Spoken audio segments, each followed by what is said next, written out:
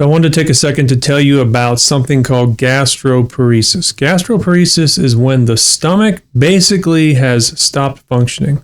It's not producing sufficient acid to digest any food you put into it. So the folks who suffer with this sort of condition, they don't even want to eat. Their appetite is completely shut off. It's because their body knows that if food comes in, they're not going to be able to digest it and absorb it. So they don't have an appetite. Now, how did they get into this situation? Well, 9 times out of 10, in the background is raging adrenaline dominance. These are anxious people. These are people who either overtrain or type A personalities or perfectionists or have just been anxious their whole lives. Maybe they were born immune compromised and they were always sick, had to be on antibiotics, had ear infections, strep throat, who knows. There's always a background story that leads to the turn on of adrenaline dominance, first fight or flight, and then prolonged fight or flight equals adrenaline dominance. And as you'll see from my poster right here, when fight or flight happens, as I put it up here at the top of the poster, the very next thing I put after it was low hydrochloric acid. I could have put anything after it because fight or flight affects all the systems. It doesn't always affect them all equally, and in different people, it affects their systems differently. So in some people, it might be digestive, some people, it might be hormonal, some people, it might be more brain or blood sugar. Fight or flight almost always eventually takes away or reduces the total amount of hydrochloric acid in the stomach.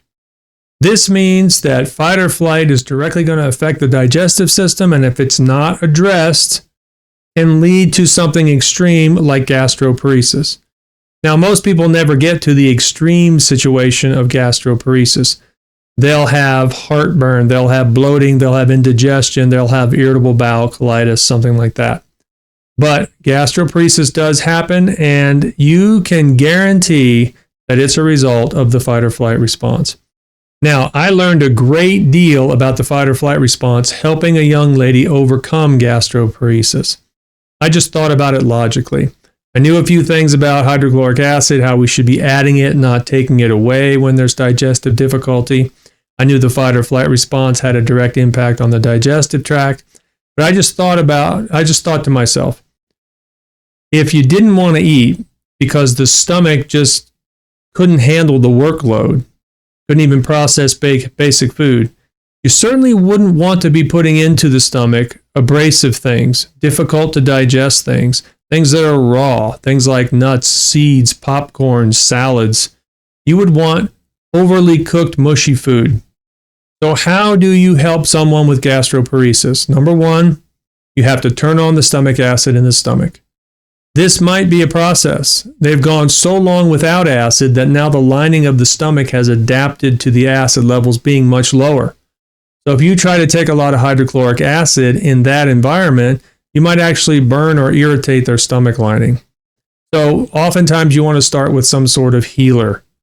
There are lots of things that heal the digestive tract, and they're well known, like glutamine, slippery elm, marshmallow root.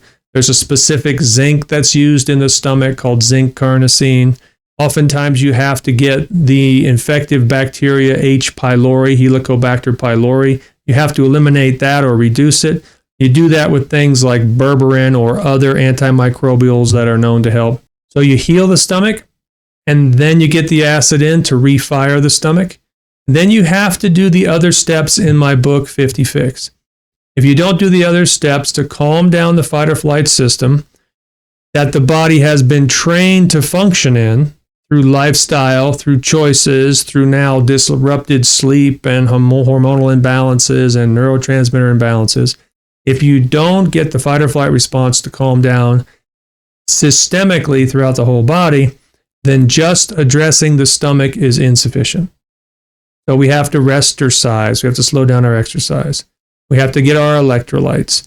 We have to eat protein and well-cooked foods so that we know we can digest them properly.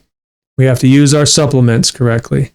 And a few other steps like sleeping and so forth that are all discussed in my book, the 50 Fix Guidebook.